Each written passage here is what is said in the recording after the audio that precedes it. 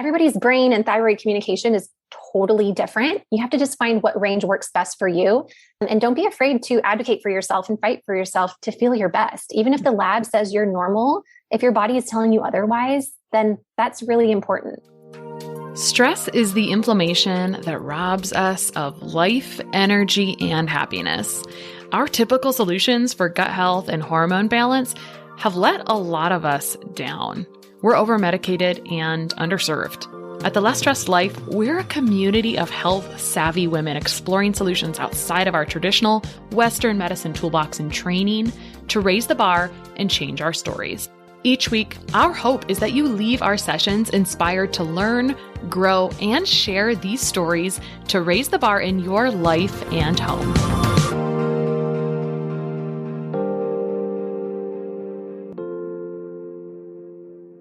Access to functional or specialized medicine testing and standard blood work is a big piece of personalizing care plans to help our clients succeed. But getting accounts with multiple labs and ordering and tracking results from many different web portals slows efficiency by bogging us down in admin work. This is why I'm completely obsessed with our podcast sponsor, Rupa Health. It's a single portal that allows you to order from over 20 specialty labs in one incredibly simple dashboard. I'm talking less than 30 seconds to set up your free account and about 30 seconds to order the labs you need. All the results are in one place, and I can securely send clients their results with a click of a button. A big advantage for our clients is that standard blood work can be ordered for almost 2/3 less than other direct-to-consumer lab sites. Rupa is a lab concierge, so they send the lab invoices on your behalf. If a client pays for their own labs, they help them get set up with a lab draw, navigate testing questions, and they provide the requisition forms. It's literally a dream. Go sign up for free to help streamline your practice and simplify ordering labs for your clients at rupahealth.com. That's RUPA health.com, and let them know I sent you when you sign up. You can also check out the show notes for this episode for a short video walkthrough of how I use Rupa Health in my own practice. All right. Today I have my dear friend, Nicole Fennell. She is so funny. So I hope that comes out a little bit today in our conversation. Anyway, I've known Nicole for quite a while. She is the owner of Choose Food Wisely. I mean, again, here we are, like she's just comical. So Nicole Fennell is a registered and licensed dietitian nutritionist, certified in integrative and functional medicine and nutrition therapy. After years of working as a clinical inpatient dietitian, her personal journey with thyroid autoimmunity led her to eventually start a private practice that challenged the status quo of what it means to be healthy, since following all the diet rules is what made her sick. Her work with those who have autoimmune thyroid disease is a root cause approach, marrying a flexible food framework and personalized lab data to create sustainable and realistic lifelong changes. She takes a nourishment over deprivation approach and helps women mend their metabolism, banish brain fog, enhance energy, and redefine their relationship with food in their bodies. I think that's all like so beautiful and feels lovely. Welcome to the show, Nicole. Oh, I'm so glad to be here. And I'm also glad that you think I'm funny. I think I'm funny too, but not everybody does. So thanks. It comes out in your writing and your social media posts, and like you have these hilarious memes. And I just, I wish we could hang out more often and make sauerkraut together. She's always over here like making kraut and ferments. So we are going to talk today a little bit about thyroid stuff, autoimmune versus not autoimmune, and all the things.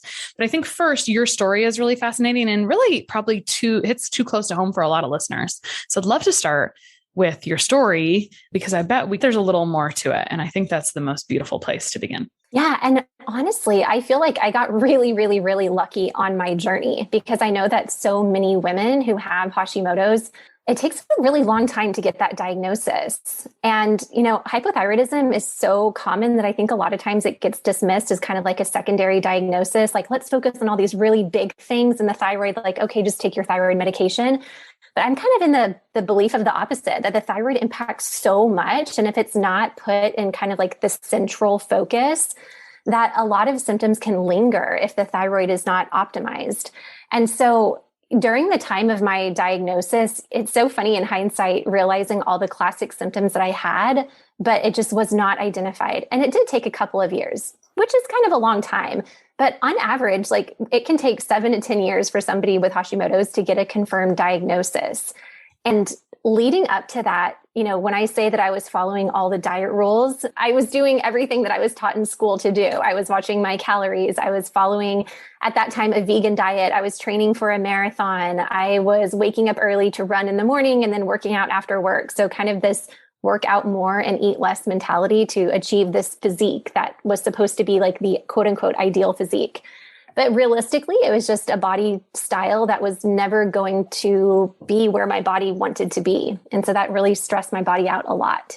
And it was really, honestly, fate, coincidence, whatever you want to call it. I was working in the hospital at the time and I was due for a women's exam. And so I just Googled OB-GYN and then the zip code. And this OB-GYN popped up and I'm like, okay, whatever, I'll just go. She takes my insurance. And so I went and I just started telling her like, gosh, I'm just really tired. And I know I'm stressed. Like I'm planning a wedding. I'm working in the ICU. Like I know all of this stuff. And she's like, I'm not sure. So she ran a full thyroid panel, vitamin D levels. And she was the first person who even ever introduced me to Hashimoto's. I had never even heard of it before. And so that's where I find that I think I really got very lucky. But prior to that, I remember going to the doctors for daily migraine for an entire month. I had a migraine every single day. And the intervention was giving me steroids, telling me to get my eyes checked. I had an MRI of my brain, all of these things that were completely missing the mark. I remember having like blue fingertips and really requesting, please just draw an iron panel on me or something. There has to be something wrong. I remember having heart palpitations and I worked in the ICU at the time. And so the nurse hooked me up to the telemetry machine and you can see the obvious palpitations. And so all of these messages my body was sending, but I had no idea what direction to go until I realized that it was the Hashimoto's and the hypothyroidism creating all of this.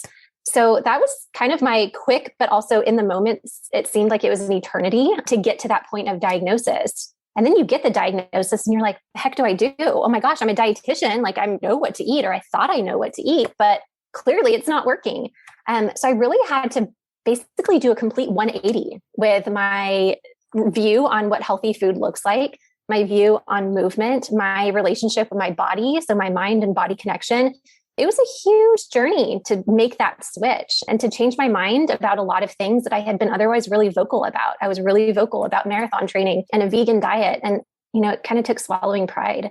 So with all of that, that's when I decided to really focus on autoimmunity and thyroid health and really helping women repair their relationship with their food, and help them to optimize their thyroid and just feel empowered when it comes to food choices. It's fun doing these specialty tests and supplements, but at the end of the day, I want to help women decide what to put on their plate and how to feed their family and how to travel and not be so stressed out with what to eat while you're on the road that it totally takes away the joy from those travels. So I really believe a lot in education and empowering and really like teaching you how to be an advocate for yourself in the long run. This is a beautiful story. And I have some questions. Okay. The first, one of them will be, why does it take 7 to 10 years to get a diagnosis? And kind of even before that, actually, let's go there first, because the rest of it I think will kind of come in. So like, why does it take 7 to 10 years to get a diagnosis for this, do you think? There's some reasons. So first and foremost, antibody levels on lab tests aren't always looked at because medication management really doesn't change the course of action. You're either hypothyroid or you're not hypothyroid. And if you are, then you take thyroid replacement. It doesn't matter if you're autoimmune or non-autoimmune. That in mind, from a more, integrative functional perspective and from a nutritional perspective, there is a big difference. There is a big difference between hypothyroidism and autoimmune hypothyroidism. So with Hashimoto's and autoimmunity, it's immune system dysfunction first and the thyroid disease second. And the cool thing about the immune system is that it's adaptive and it changes. And that can either be a really good thing or a really bad thing. And of course, I'm viewing it as a really good thing with nutritional intervention. And so first and foremost, it would be that antibodies are just not always assessed, or they're assessed one time, it's identified, maybe not discussed, and then it's never retested. So you just may have had it done. You just were never aware that it was autoimmune in nature. And then the second would be through the progression of Hashimoto's or autoimmune hypothyroidism, is that sometimes you can be in a state of hyperthyroidism where you have overactive thyroid function. And a lot of that is due to the release of thyroid hormone from the thyrocyte or the thyroid follicle that happens when you have destruction of the thyroid gland, which is what happens when you have autoimmune disease. And so sometimes there can be a mistake in diagnosis. And so sometimes you can have Hashimoto's, but accidentally be diagnosed as Graves if the right antibodies aren't looked at to differentiate. You can have a completely normal thyroid stimulating hormone, maybe because the brain just hasn't caught up with a decrease in thyroid hormone that's circulating around the body. So, labs are part of this story and they're a moment in time. And so it's really helpful not just to see a full thyroid panel, but sort of the trend of what's happening over time. And then also identifying your root cause into the hypothyroidism. Is it autoimmune or not autoimmune? And that should be the number one question that you ask if you ever get diagnosed with hypothyroidism or suboptimal thyroid hormone output. I have many questions. One, let's say someone gets there. I think we should talk about testing, and we've talked about this before on the podcast, but just to give it some brief lip service, because we're in this exact episode right now about what is standard of care for testing. What should you be doing for actual testing?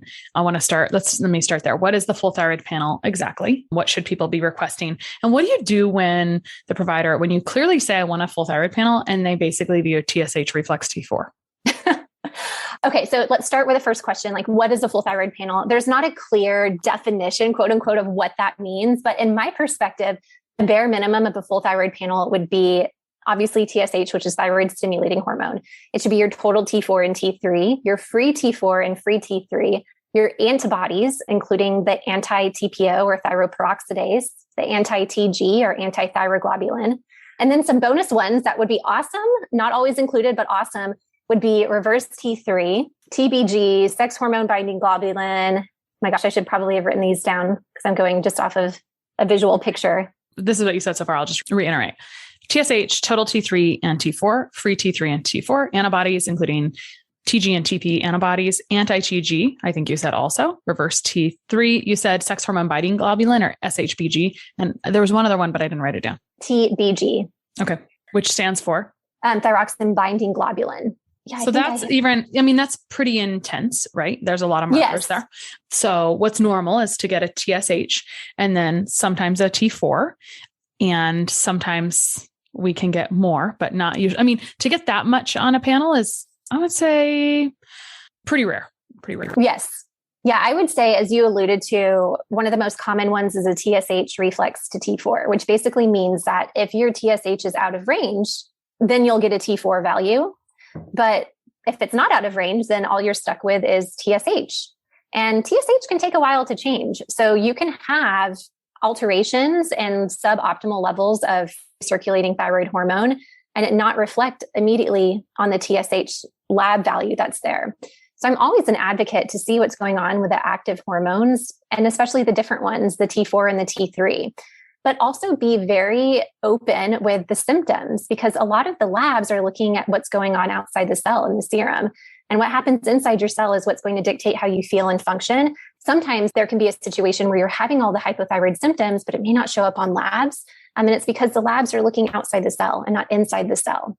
Your pituitary gland also absorbs the hormones differently than the cells. So the cells require energy for hormone absorption, but the pituitary gland doesn't.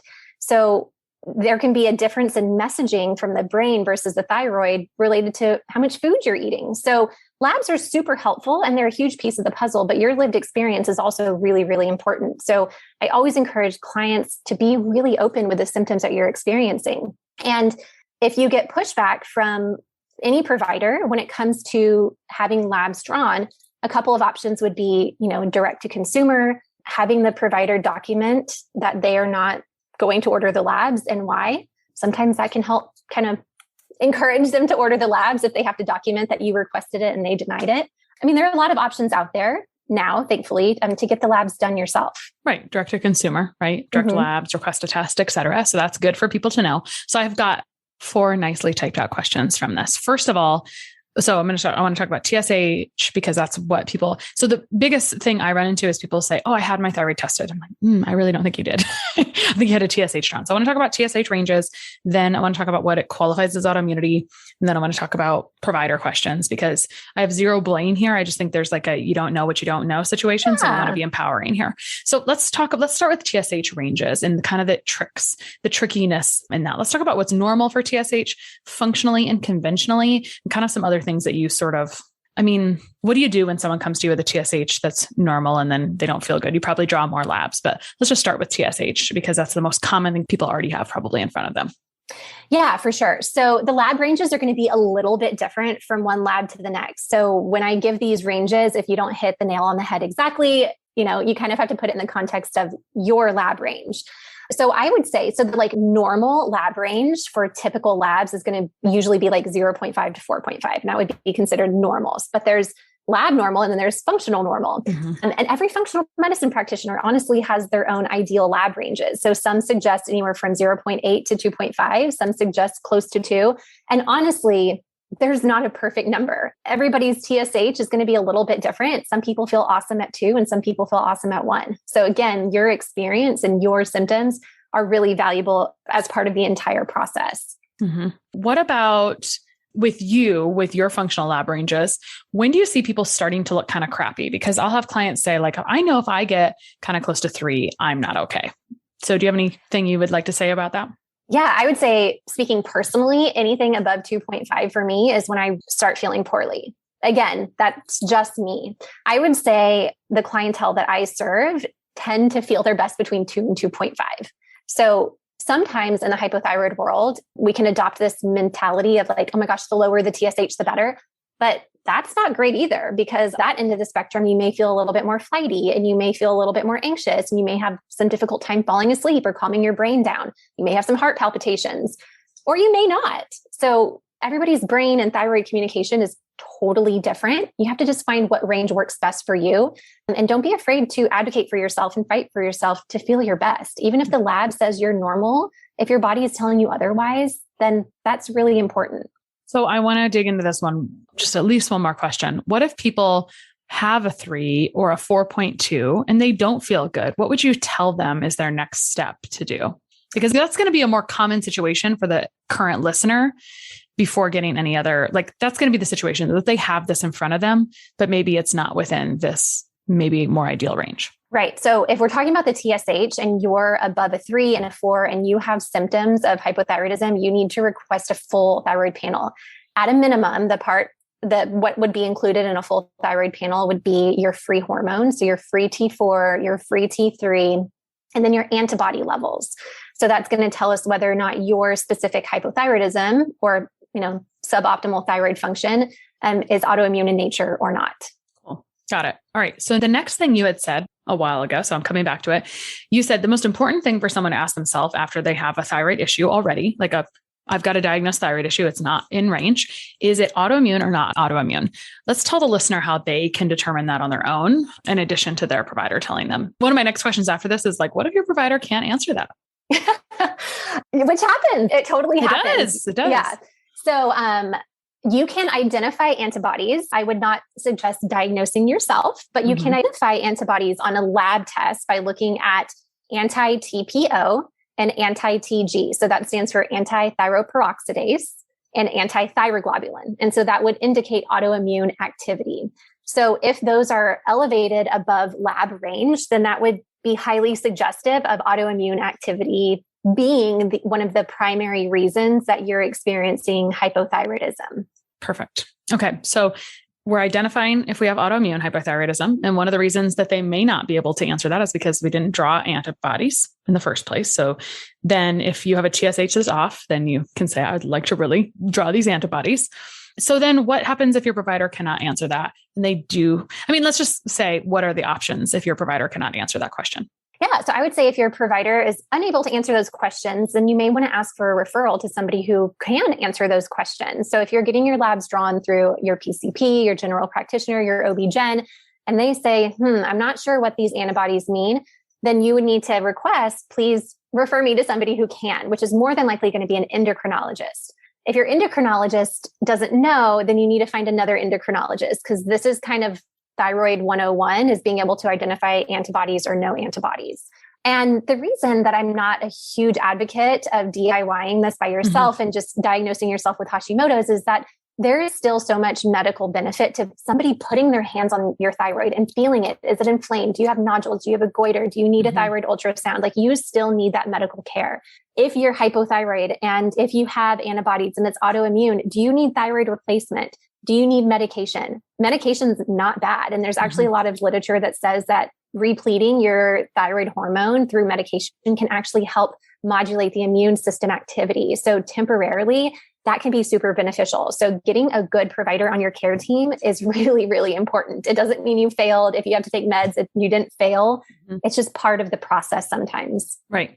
And I think the other thing that you are kind of alluding to also is that it may not be a perfectly straight and narrow road at the very beginning. It may actually be a little bit bumpy to find the right people for your care team, unfortunately. And it just is. And I think, I hope that this episode can be helpful in just saying that you're not going to be alone if that's the case, and you are capable of advocating for yourself also if needed, right?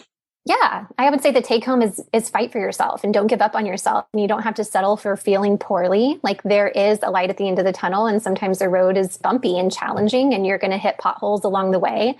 But when your body is not feeling well and you're having symptoms, that's your call to action to make a change and to get help. There are a lot of free resources like a podcast, like social media, following trusted sources. So there is a lot of free education out there to really empower you to have those conversations with your doctor. Your doctor's on your team. If they're a dictator and telling you what to do versus discussing with you, then you need to find a new provider who's going to empower you more than just, tell you to do X, Y, and Z. And if you question, then they don't accept that. But yeah, it can definitely be a long road to getting there. And I think because of that, because getting a diagnosis of Hashimoto's or just any autoimmune disease can be so complex, a lot of times we think that it takes a lot of complex intervention to manage it. But what I found in over 10 years, geez Louise, of being a dietitian is that a lot of times it's like the fundamentals and the basics that are being missed. Sometimes there's an outlier and sometimes it is like this crazy thing that's going on, but I can't tell you how many times it's just like little changes and really switching the mindset of like what diet is to your body. And diet should be nourishing. Our body doesn't want to have autoimmunity. That's a sign that there's underlying dysfunction. So how can we pour nutrition into your body and give your body all the necessary tools to help regulate itself? And something I just wanted to add on before we leave kind of provider discussion is that you don't know what you don't know. And so I think sometimes people like kind of throw daggers at their providers, but unfortunately you just have to sometimes what you know, Nicole, because of your personal experience and your drive to research and your clinical experience now. But unfortunately, the reality is if someone hasn't had that experience or has not had that experience in practice or has not failed to find success, then sometimes they just don't know that, right? Like there are a lot of things I did not know 2, 3, 5 years ago that I know now. And sometimes I'm like unhappy with myself that I didn't know that then, but you don't know what you don't know, especially if you're getting, we were having a conversation off air about like, if you're getting good outcomes, then, like you're getting good outcomes, which is important, right? And so your provider might be getting good outcomes with other people by only diagnosing TSH, or they may view that they're getting good outcomes above, 4.5. And then our practice, we don't see that. We see different things, right? And so it's just kind of like, there's a lot of gray area, there's the black and white, and then there's the gray area. I think I have another friend who says like, I work in the gray area, like you're not black and white overtly out of range, but I'm in the gray area. Yeah, so, for sure. So I have some questions about, you mentioned goiter. How prevalent is goiter now? Goiter, I would say in my clinical experience. Now, keep in mind, like as I'm not a diagnostician, I'm not a doctor, so I'm not in the trenches of doing ultrasounds and palpating people's thyroids. I would say it's pretty rare in my experience. That doesn't mean that it's rare, but in my experience and the clients that I'm working with, I've had maybe a handful of people who truly have a goiter, an iodine deficiency related goiter. I have a lot of people who just have some nodules, which is really, really common with Hashimoto's, but like a full on goiter, I've only had a handful. I don't know about you. Only the same, only a handful of I've ever seen that. So, which is fine, but that's also, I feel like I'm coming to thyroid in practice in a roundabout way, an accidental way, in a way where, hey, it's not showing up on their labs. Whereas you, I feel, are getting those overt thyroid people who are just kind of, they feel like they have more options. And for me, I'm actually kind of like back end educating on, hey, I think your gut issues might actually be a thyroid thing a little bit as well. And I want to support those cofactors and all of that. And on that note, On that note, you said, that labs are happening in that serum, but there's other things happening inside the cell and that can dictate what your symptoms are. So what is your recommendation to a person who has thyroid symptoms, but it's not showing up on their labs? Oh my gosh, lots of options. One would be get more labs, see what else we can find. So, looking at micronutrient status. And honestly, before I go and list off a laundry list of different labs to get, what other symptoms are going on? What are some kind of low hanging fruit, least common denominator similarities that we can really, really focus on? Starting with kind of a foundational approach, okay, you're having these symptoms. Is it energy? Is it weight? Is it not sleeping? Okay, let's start at the bottom of the pyramid. Tell me what you're eating. How much are you eating? When are you eating it? What is the consistency of your food intake during the day? What is your bedtime routine? And so I really like to exhaust those options first before moving on to high level stuff. One of my goals as a dietitian is to equip you with lifelong dietary changes that you have a radical understanding of, that you can kind of manipulate and change with each season of life. Because me handing you a meal plan or me telling you, hey, take this super expensive supplement will help you now, which is great. And I'm not against that option, but I also want to help you with the long term, because autoimmune disease is lifelong. You're always going to carry that. And it can go into periods of remission where it's really well managed, but it can also go into times of flaring. And so being able to understand your body and what it's telling you and how to adjust your diet based off of seasons is going to serve you way better in the long run. Mm-hmm. So really focusing on those foundations. Next would be, again, looking at what the big symptoms are to see if we do more lab tests, what that might be. Is it looking at a stool test? Is it looking at intra and extracellular micronutrient status? I know we were talking a second about HTMA testing and the utility of that and how that can be super beneficial. So I think that nowadays, being able to have access to lab testing, really specialty lab testing, and then somebody who can interpret it for you is really, really helpful on your journey to decode what all these symptoms actually mean. One of my mantras for the podcast is really to let people know that they have options. They're never out of options. It's kind of my main objective. And another thing you heard there was that if you're not really getting answers from where you are now, then it's okay to seek another opinion. And you said something useful that I feel it needs to come with a caveat. We can talk about testing, specialty testing, but I think the caveat is interpretation and quality interpretation, because I see too much on my doorstep on, I got a test and maybe even been a good test, but the implementation and interpretation was poor. And that's not, I'm not faulting someone. I just feel bad for the client, right? Because they think they're doing the perfect thing at that point, but sometimes we still have, and I always just say we can learn from every failure, because that's all we can really do from it. We learn from failures to create new successes in the future. All right. So I'd like to ask you about swings in TSH, anything what are the things that come up to you, and how often should people have their thyroid checked and rechecked, would you say, if things are not quite landing super well? And I know you're not the clinician for that, but for some reason, I feel like I just have lab questions for you today. First. Well, I hope I have a lot of answers. You're doing great. Yeah, I would say for the retesting, it's really going to depend on where you are in your diagnosis. So if you're still in the stage of pinning down a diagnosis, you may need labs more often than not. If you're in a stage of trying to fine tune your medication, what I've seen a lot of clinicians do is wait 6 to 8 weeks with any sort of medication change and then reassess. If you are moving and grooving and you're feeling pretty status quo in a good way, so you've made changes and you're feeling pretty good, you could probably get away with retesting your thyroid every 6 to 12 months. So I don't know that there's a hard, fast rule of thumb. It's really going to depend on how acute your symptoms are if you're having changes in your medication, and that's going to dictate how frequently you're getting your labs done.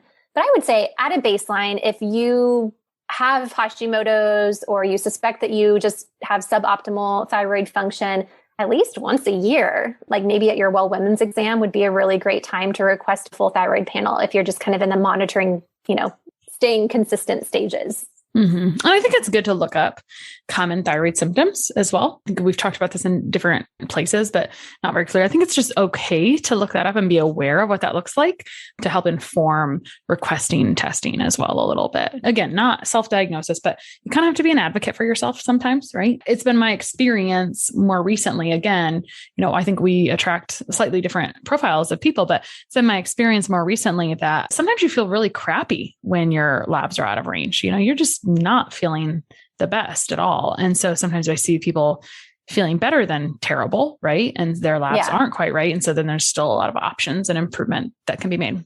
One of our colleagues had coined this term, the walking wounded, that I just love. And I've kind of adopted that to my own vernacular, is that, people, especially like with autoimmunity and hypothyroidism, we're walking, talking, going to work, doing the things, like relatively functioning as a normal member of society, but we know we don't feel well. And because of that, like we're not at the point of needing hospitalization or major medical intervention. We're not on our death, like none of that is happening. And so I think a lot of times we fly under the radar and just kind of accept feeling poorly. And so this is a super underserved population that needs just special attention, which is like, it's so humbling to be able to provide that, because I get it. I can empathize with being in that situation of like, I don't feel good. Like, tell me, just give me a diagnosis, please. Like, I know something is wrong. And so it can take some digging, because the disease process is often not to the point of like being super glaringly obvious on labs, but your symptoms are telling another story. And so it can take a little bit of time, but digging is very important. I hadn't heard that term, walking wounded. I think it's really appropriate. And I think you say something that's interesting about this being an underserved population. You're correct.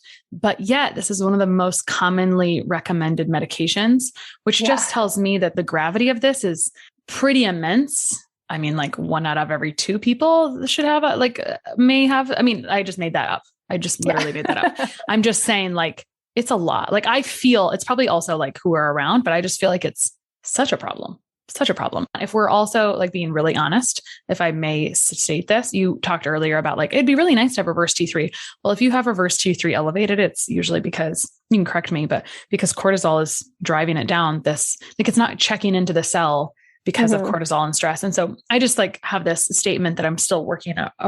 I'm just rolling around in my brain in 2022 that if there's stress apparent, like your thyroid may not work as well as it could potentially. But and it makes sense. I mean, from an evolutionary standpoint, our thyroid is kind of like the regulator and the thermostat of the body. And so under duress and under stress, your body goes into efficiency mode and preservation mode. So it only makes sense that your thyroid production would down-regulate. And what I tell clients all the time, and I think I said this at the beginning, is that hypothyroidism is common, but it's not normal. But I think that because it's so common, we kind of get numb to how common it is and how many people have it. That we're like, oh yeah, they have all this other stuff, and just, they also have hypothyroidism. But I kind of view it the opposite, that like, if you have gut issues, you probably have a thyroid issue that's creating the gut issue. And sometimes the opposite happens, but I think like really bringing the thyroid to the center stage and the spotlight and really focusing on optimizing that as best as possible can really solve a lot of other symptoms. Yeah. And I mean, I mentioned this earlier, but this is how I came about this in a backwards way, and even in my own health. And I'm sure I'll be doing a mini episode on kind of like what I learned from clients from this. The labs were normal, but they were not okay. There was some underlying thyroid issues. So thanks for addressing that a little bit as well. I know we're almost out of time for today. And since we're talking about, our focus is a little bit more on autoimmune, but in general, we talked about a bit about labs, and I think hopefully gave some empowerment on, you have options and there's testing you can do, and you might have to like kiss a few frogs to find your prince on your team.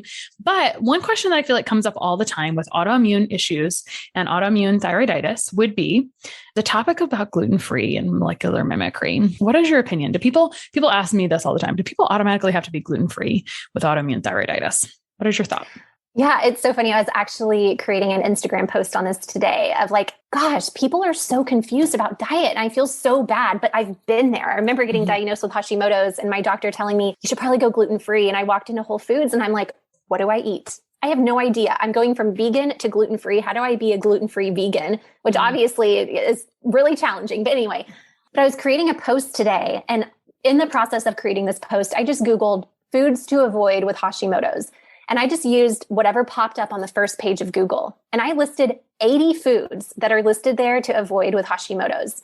And then you click on each article, and one article will say, eat broccoli. And the other article says, oh my gosh, don't eat broccoli. And then another article says, you need to add turmeric to your food. And then another article says, don't eat turmeric. It's going to ruin your thyroid. So there's a lot of conflicting data. But I will say that when it comes to the research on gluten-free diets, there's not a 100% general consensus, but there's a pretty strong argument.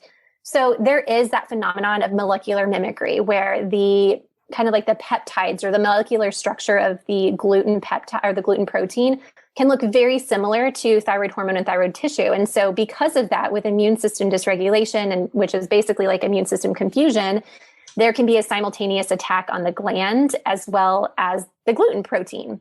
So it's not a unanimous, universally adopted recommendation, but it is a very common one that some studies have shown to be effective at bringing down the thyroid antibodies, at regulating TSH, and improving free circulating thyroid hormone.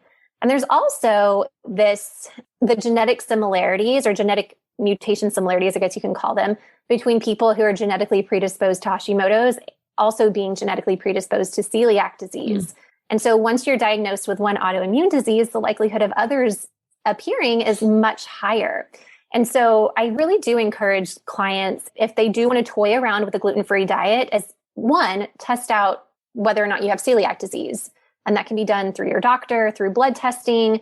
And the gold standard, fortunately/unfortunately, would be to get a biopsy done. But you can have a comprehensive blood panel done to see if you have the genetic predisposition and maybe if you have antibodies present in a blood test. And then depending on what that says, deciding whether or not trying out a gluten-free diet and whether that would be best for you would be something that you could consider. Yeah, that was helpful. Thank you so much. I would love to keep talking about this for a long time. So what I would like is if you found this helpful, I'd love for you to send in questions to us so we can just have Nicole back and we can talk about this longer, because I do think we need to. It is an underserved area, and it seems like it only gets served if your labs are for sure out of range. And then from there, there's just so much more to do potentially to optimize. And it is huge for helping you feel better in basically every single area and for not having a lot of other things. I mean, when you're the master regulator hormone, you pretty much affect everything, right? So yeah. I mean, it's pretty much the only hormone that's used in every cell in the body. So it's a pretty big deal if it's not working very well. Right. Yes. So, yeah. If you could leave people with one last tidbit, what would it be? I would say piggybacking on your statement of you have options and don't give up on yourself. If you're feeling poorly, it's for a reason. And if you get a set of labs that your doctor or your provider says, nope, you're the picture of health, but you don't feel like the picture of health, then you need to keep digging. I also would really, really encourage focusing more on nourishing your body as opposed to depriving your body. So at the end of the day, we are designed to adapt and survive. And our body is always going to adjust based off the message that it's getting from how we treat it and how we speak to it. So working it out too hard and not sleeping well and undernourishing your body and not eating enough, those are big stressors on the body on top of the stress that we're all faced with, especially nowadays. So doing less sometimes and pouring more nutritious food into your body can be really, really beneficial, like at a baseline. Before you jump into doing any sort of labs, check that box and do as much as you can with that. Perfect. Nicole, where can people find you online, or do you want to tell them about Thyroid School? Sure. So I am active on social media, mostly Instagram, Choose Food Wisely, CHEWS Food Wisely. And then my website is choosefoodwisely.com. And because I believe so much in education, I send out free newsletters that are specific to thyroid health. And you can sign up for that on my website, so choosefoodwisely.com. And there's a newsletter sign up. So I believe everybody deserves access to trustworthy resources to help empower them to start the conversation with their providers. I cannot tell you how many people that I've worked with that get a diagnosis of Hashimoto's or hypothyroidism just in our work together. They don't even reach out for hypothyroidism, their main complaint being fatigue, poor energy during the day, not sleeping. And so, they think that it might be a vitamin deficiency, but then, which a lot of times it is, but then we dig deeper and we identify Hashimoto's or we identify hypothyroidism. So yeah. Perfect. Thank you so much for coming on today. Again, I could have just kept talking for a long time. So I appreciate you so much. I enjoy you so much, and definitely go check out Nicole's work and follow her on Instagram to get a good laugh. Thank you. Sharing and reviewing this podcast is the best way to help us succeed with our mission to help integrate the best of East and West and empower you to raise the bar on your health story. Just go to reviewthispodcast.com/less stressed life. That's reviewthispodcast.com/less stressed life. And you'll be taken directly to a page where you can insert your review and hit post.